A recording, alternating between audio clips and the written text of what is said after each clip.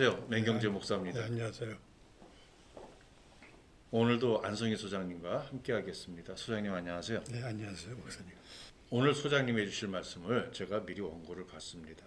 요즘 세상엔 이런 일이 없겠죠. 없어야 됩니다. 제가 군 생활을 할 때 삼천근로봉사대, 삼천교육대 뭐 이런 게 있었는데 그야말로 생지옥이었거든요.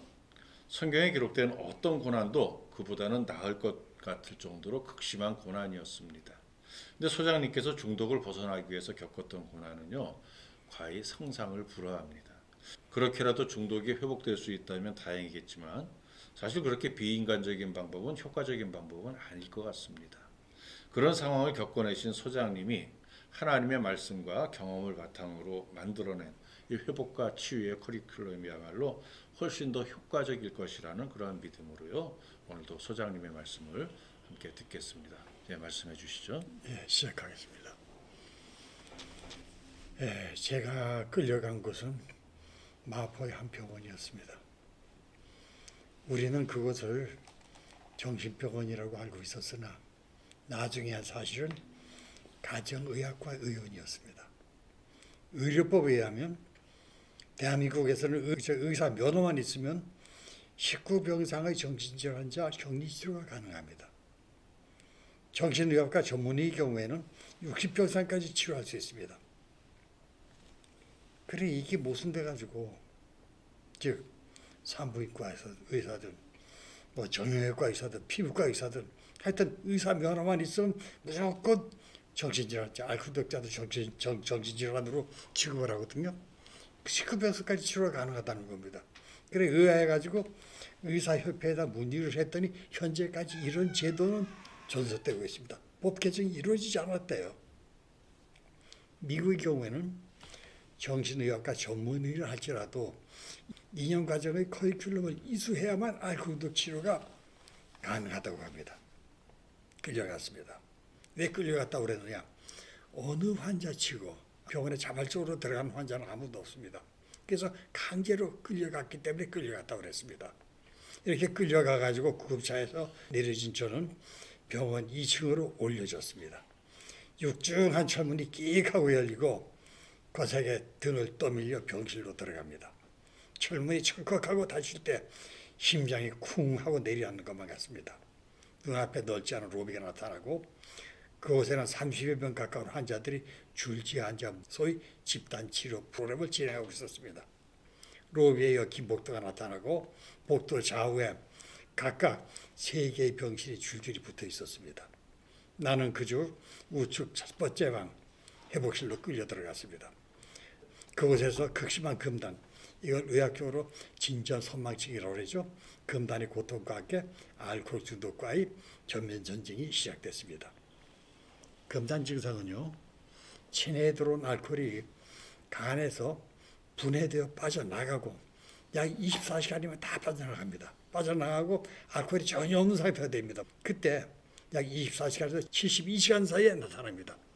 몸이 떨려오고 경련이 일고 헛것이 보이는 환시, 헛소리가 들리는 환청 등 환각 현상이 나타납니다. 제가 만난 환자가 하나 있었습니다. 여성 환자입니다. 이 여성 환자의 경우 갱년기에 접어든 그 여는 혼자 살며 외동딸을 뒷바라지하는 것이 유일한 낙이었습니다.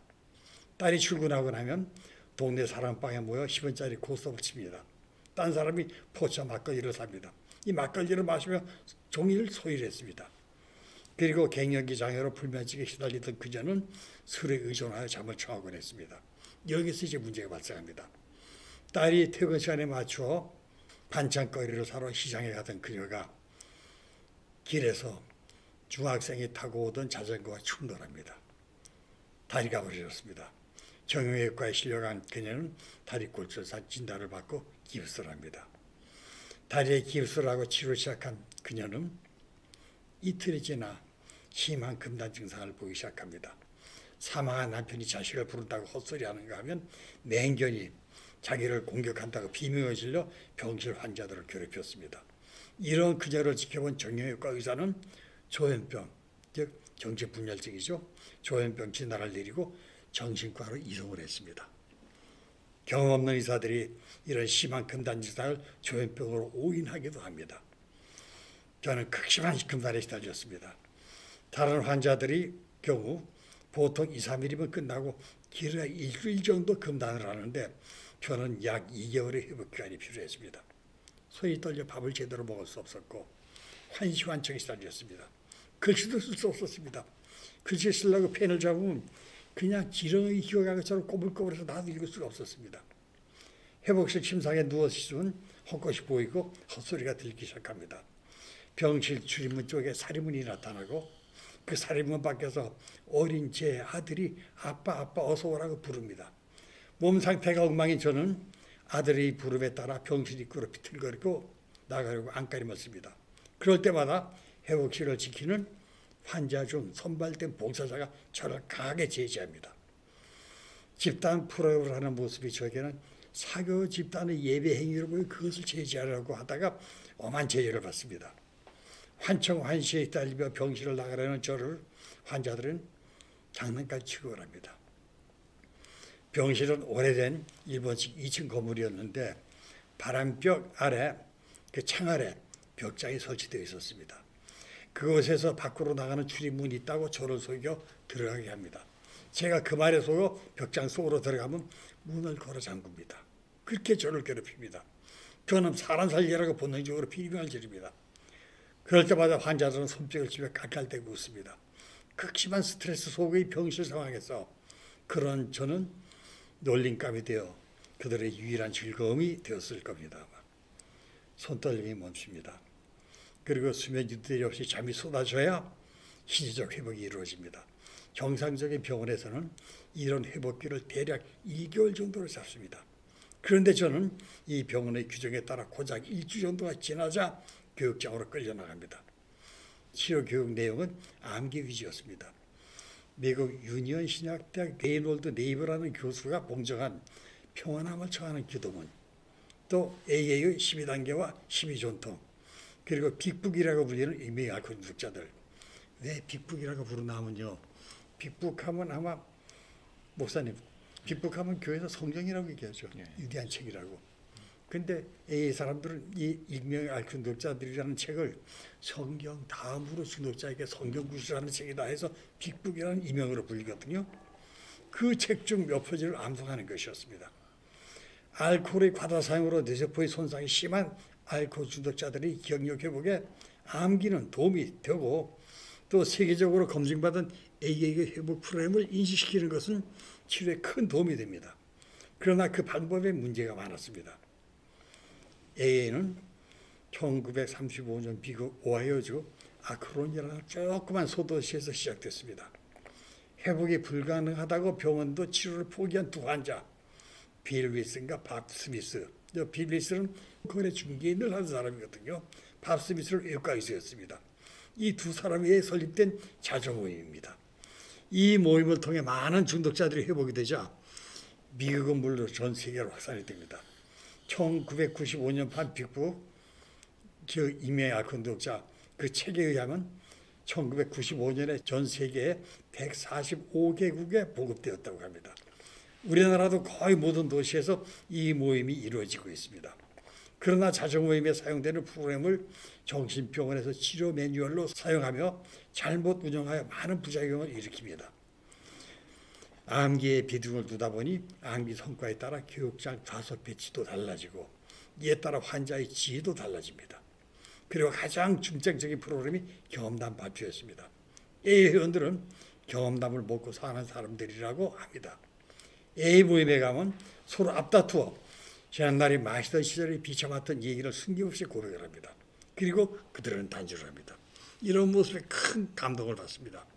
이런 경험담은 교회의 고해성사형 성격을 띠는데 잘못 운영되어 소위 잘 나가던 시절의 음주 행각의 자랑거리가 되는 경우가 많았습니다. 주량의 자랑, 또 술꾼이라면 누구나 저지를 수 있는 실수의 과정이 대부분이었습니다. 일종의 음주 경험담이 되곤 했습니다. 그러니까 참 의도와는 많이 비껴나간 거죠. 제가 가장 충격을 받은 것은 금난 상태에서 끌려나간 첫 교육, 집단치료 프로그램이었습니다. 일주일에 한 번씩 과제를 내줍니다. 일종의 숙제 같은 것입니다. 그 내용은 나는 왜 술을 마셨나? 술을 마시고 누구에게 피해를 줬나? 누구에게 왜 어떤 거짓말을 했나 등을 과제로 줍니다. 일주일에 1시간 모여 프로그램을 진행합니다. 신입 환자가 제일 앞자리, 그리고 소위 고참들은 뒷자리에 또 구석자리에 자리를 잡습니다. 발표자로는 입원한 지 2, 3개월 차 환자가 지명되어 앞으로 나갑니다. 그리고 주어진 과제의 답 10개를 순서대로 읽습니다.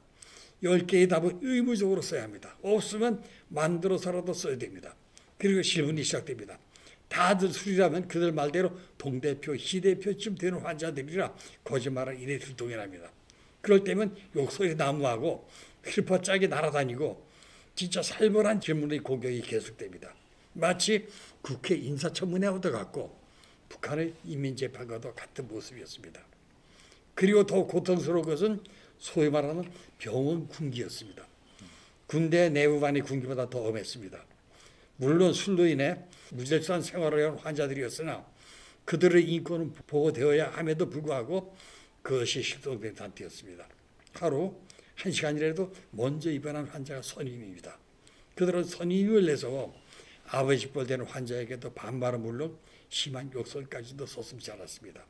이렇게 당한 환자들은 분을 사귀지 못하고 화장실에 숨어들어 홀로 눈물을 쏟는 모습을 종종 발견했습니다. 더욱 견디기 힘든 것은 폭력이었습니다. 저는 그 폭력의 대표적인 시상지였습니다. 이 병원의 시스템은 말로만 전해들은 감방의 그것과도 같았습니다. 병실 전체를 총괄하는 총반장이 있고 그 밑에 각 병실을 책임지는 방장들이 있었습니다. 그들 모두 병원에 의해 임명됩니다. 그들이 원하는 절대적이었습니다. 그들의 명령에 절대 복종해야 하고 불복하면 가혹한 징계가 뒤따랐습니다. 그들은 일과가 끝나면 프로그램실에 모여서 하루 동안 관찰한 환자들의 상태를 병원 직원에게 보고합니다. 보고받는 직원들은 사회복지사나 간호사가 아닌 전문 인력이 아닌 환자를 관리하는 평범한 보호사들이었습니다. 그들은 대개 유도대학 졸업생들이 많았고 보통 유도 3단 이상의 고단자들이었습니다. 제가 배치받은 병실의 방장은 40대 후반의 세모꼴 얼굴에 뱀의 눈을 한 사람이었습니다. 항상 도끼를 품은 그와 얼굴과 마주치면 두려움 속에 숨이 턱턱 막혔습니다. 그는 병원에서 말하는 장기수였습니다. 장기수란 입원한 지 2년 내지 3년이 지나도 퇴원하지 못하고 면회도 없는 환자를 지칭하는 말로 그들은 병원보다는 차라리 형무소가 낫다고들 불평을 했습니다. 교도소는 형기가 있어서 그날이 오면 사회로 돌아갈 수 있지만 이곳 정신병원의 퇴원은 보호자와 원장 마음대로였기 때문입니다. 평생을 정신병원에 갇혀 지낼 수도 있었습니다. 면회 문제는 참으로 아이러니컬합니다. 면회 시 퇴원을 종용 또는 협박할까 두려워 병원 직원이 면회를 감시했습니다. 면회 시 보호자에게 협박성 말 또 퇴원을 강요하면 그 환자는 그날부터 일주일간 벌방에서 징계를 받습니다. 환자를 더 오래 잡아두기 위한 방법이었습니다.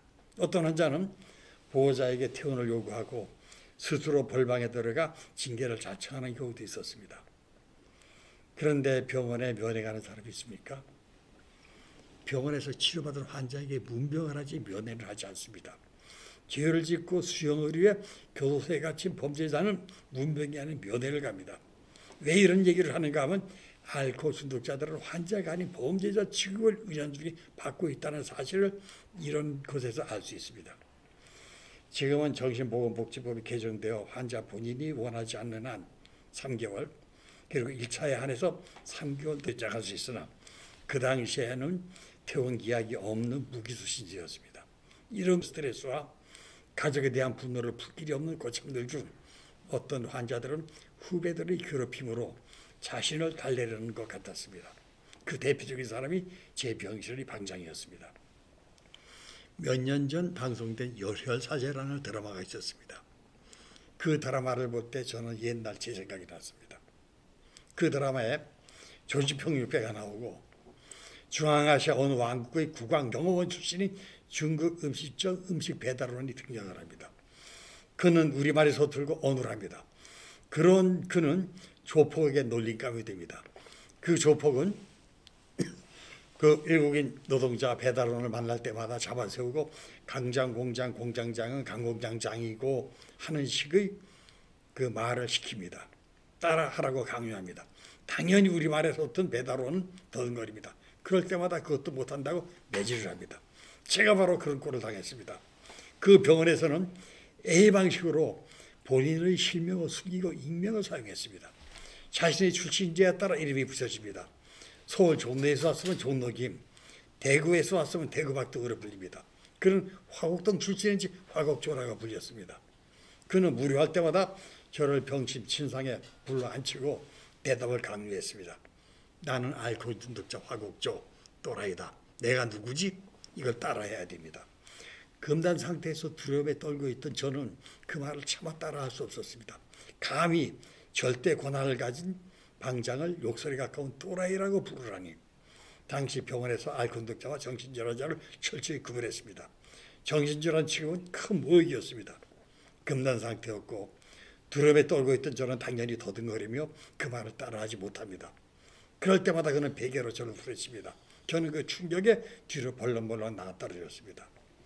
정신이 온전한 환자들은 후환이 두려웠고 저는 바보 취급을 당할 때니 마음 놓고 괴롭힐 것이 아닌가 생각됩니다.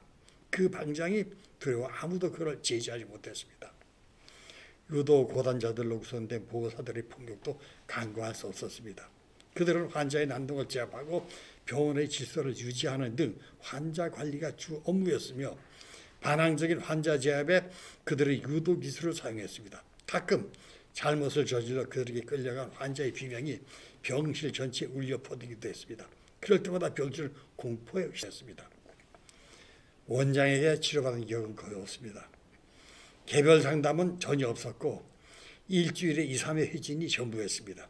회진 때면 군대 내무반 점호 때처럼 침상에 줄지 않은 환자들에게 원장이 다가옵니다. 그리고 묻습니다. 어떻습니까? 괜찮아요.